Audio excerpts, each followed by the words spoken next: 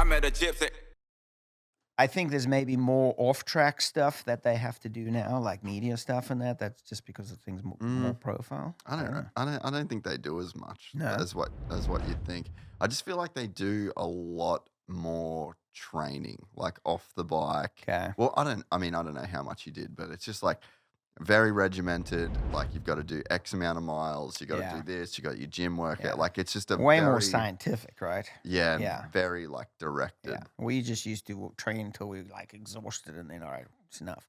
It's like, or push yourself a little harder. Could you see the change coming with Ricky?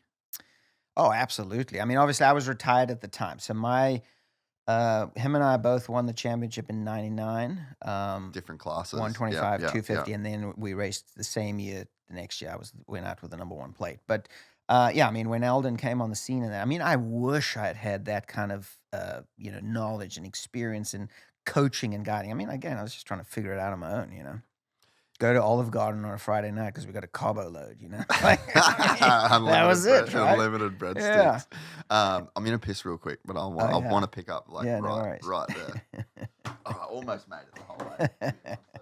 How ahead of the game was Ricky and Aldon, do you think?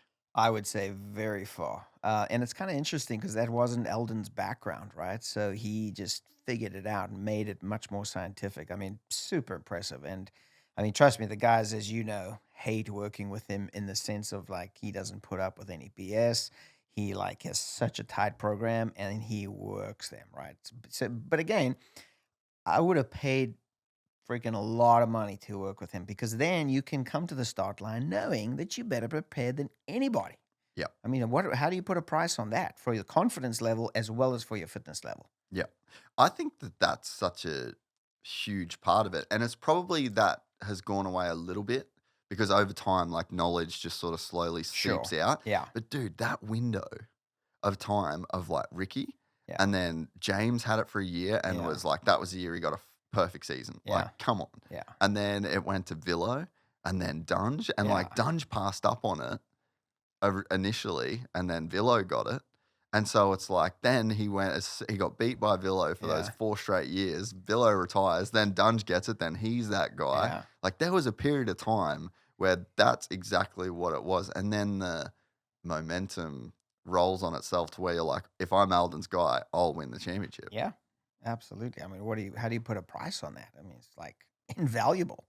But I think it was like, in terms of the knowledge and what he brought to the program, and he had the guy that was like primed and ready. Sure. I think you've got to want to do that workload, and you got to want to kind of like you got to want to be ready for it. Yeah. But I mean, it was like he had an iPhone and everyone else had Nokias. Yeah, BlackBerry. Yeah. Do you remember James at all? Like, where did James kind of factor into your career? I was fully retired You were by done the time by the he time. came on the scene. Yeah, Yeah. but I mean, what beautiful, gifted rider, fantastic to watch. Yeah. Do you remember any of the early days where, like, was it a thing where you knew he was coming, or it was like very obscure even? I think it was obscure. I mean, obviously, I hear about Loretta Lynn's and some of the amateurs coming up and that, but I mean, as you and I both know, a lot of the amateurs that turn pro never go anyway, right? It's the 1 or 2 shine and the rest sort of peter out. But definitely Pastrana was on my team in 99, I think it was. And like I could see that he was coming up, right? But I think James was after Pastrana, wasn't he? Yeah. If you enjoyed this content, please like and subscribe. And to listen to the full 3-hour podcast, search Gypsy Tales in your favorite podcast platform or click the link in the description below. Gypsy Gang.